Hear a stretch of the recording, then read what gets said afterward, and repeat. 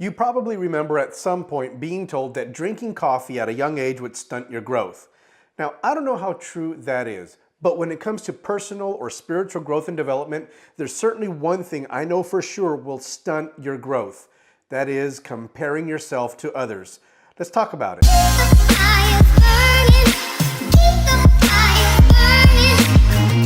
Hey there, I'm Mario Escobedo. Thanks for checking out Equipped. This is a channel dedicated to adding value to your spiritual growth through Bible study. Today, I don't have a specific passage that I'm going to focus on, but I'm going to talk about a theme that I think is backed up. It's supported by scripture in many different places. And that is the idea of the danger of comparing yourself to others. As I see it, there are two types of people to whom you can compare yourself. First of all, you can compare yourself to people whom you perceive are doing better than you. What's the danger in doing that? Well, if you compare yourself to these people on a consistent basis, eventually you will develop this type of attitude. What's the point? What I mean by that is that you'll say, well, I'll never get to that level. I'll never be like that person. I'll never reach that level. So what's the point in even trying? Consistently comparing yourself to people whom you perceive are doing better than you demotivates you, and it discourages you from wanting to pursue spiritual or personal growth because you say, I'll never get there. What's the point in even trying? The other people to whom you can compare yourself are those whom you perceive are doing worse than you.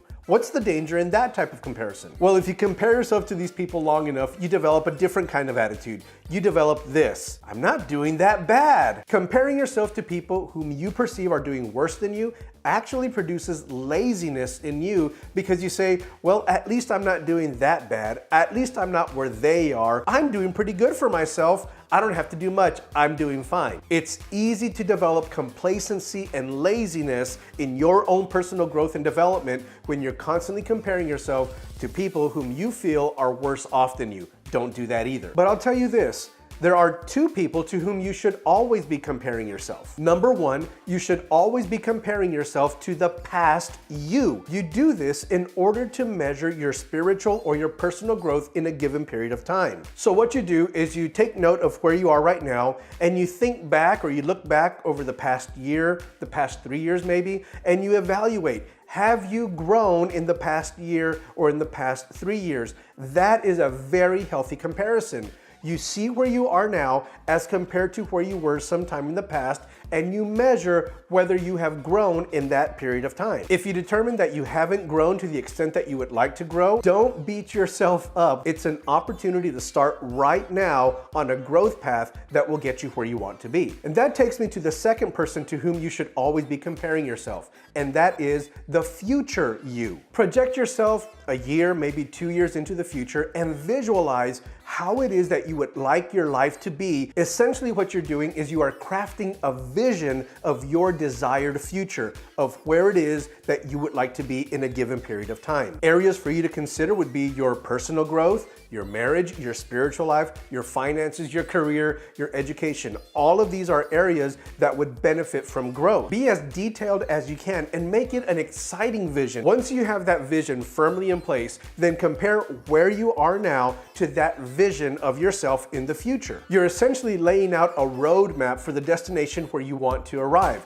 All you have to do now is begin to take the steps that are necessary to arrive at that vision of yourself in the future, that destination that you've described for yourself. Now, these two comparisons, to the you of the past and to the you of the future, are appropriate comparisons. This is an excellent strategy for developing personal and spiritual growth for your own life. Making these types of comparisons will help you avoid the trap of comparing yourself to those whom you perceive are doing better than you, and therefore developing a what's the point attitude, and also of comparing yourself to those whom you perceive are doing worse than you and developing a I'm not doing so bad after all kind of attitude. In the end, we're all looking to grow. We're all looking to improve ourselves and to become better versions of ourselves. But you don't achieve that by comparing yourself to others. You only achieve that when you compare yourself to yourself. So avoid the trap of comparing yourself to others. There's no benefit in that, and there's no growth in that. Can you be inspired by others? Absolutely.